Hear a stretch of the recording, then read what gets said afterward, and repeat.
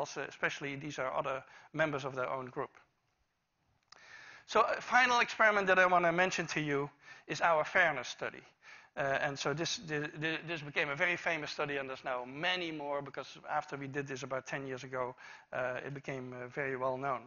And we did that originally with capuchin monkeys, and I'm going to show you the first experiment that we did. It has now been done with dogs, and with birds, and with chimpanzees, but with Sarah Brosnan, we started out with capuchin monkeys.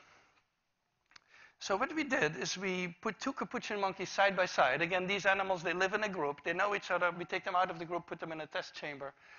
And there's a very simple task that they need to do. And if you give both of them cucumber for the task, the two monkeys side by side, they're perfectly willing to do this 25 times in a row. So cucumber, even though it's really only water in my opinion, but cucumber is perfectly fine for them. Now, if you give the partner grapes, the food preferences of my capuchin monkeys correspond exactly with the prices in the supermarket.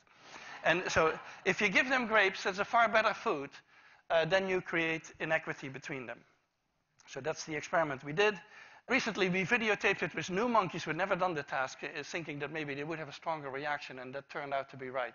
The one on the left is the monkey who gets cucumber. The one on the right is the one who gets grapes. The one who gets cucumber, note that the first piece of cucumber is perfectly fine. The first piece she eats.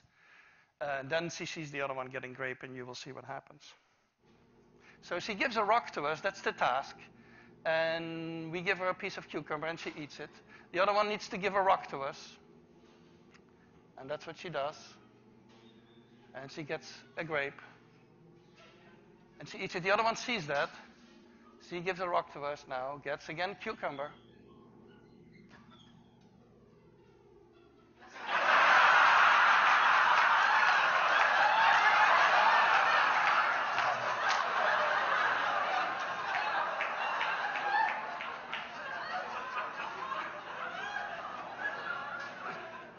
She tests the rock now against the wall. She needs to give it to us.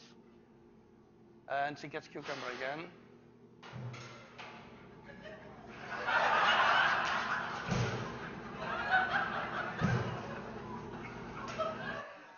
So this is basically the Wall Street protest that you see here.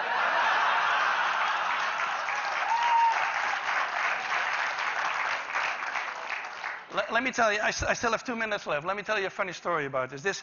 This study became very famous, and we got a lot of comments, especially anthropologists, economists, philosophers. They didn't like this at all because they had decided in their mind, I believe, that fairness is a very complex issue and that animals cannot have it.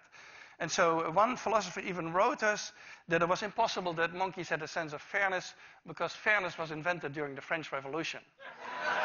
So now, and another one wrote a whole chapter saying that he would believe it had something to do with fairness if the one who got grapes would refuse the grapes. Now, the funny thing is that Sarah Brosnan, who's been doing this with chimpanzees, had a couple of combinations of chimpanzees where indeed the one who would get the grape would refuse the grape until the other guy also got a grape. So we're getting very close to the human sense of fairness, and I think philosophers need to rethink their philosophy for a while. So let me summarize.